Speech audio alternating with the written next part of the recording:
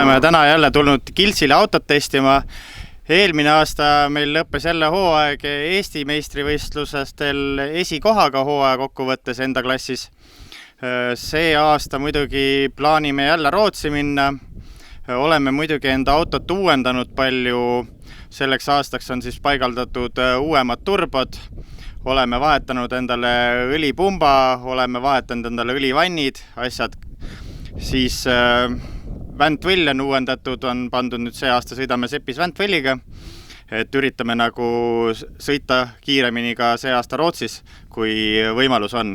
Ülekanne on nüüd muudetud ka, et me saaksime nagu kiiremat aega sõita ja ma loodan, et see annab meile siin oma mingi 20-30 kilomeetrit kiirust juurde veel. Ja praegu hetkel täna oleme siin muidugi Kiltsil testimas, et vaatame, kuidas siin nüüd see auto sõidab see aasta esimest korda. Oleme ka käinud selle autoga nüüd Dünas siin 2-3 päeva tagasi.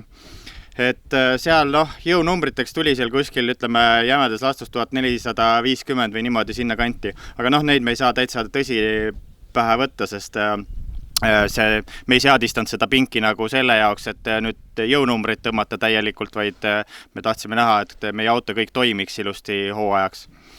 Ja plaanis ongi nüüd see aasta ikkagi seal Rootsis jälle sõita, 2 võistlust kaasa, üritame sealt, et saaks äkki sealt ikkagi mingi medali ka koju tuua, aga me ei tea, ilma vastu me kahjuks ei saa.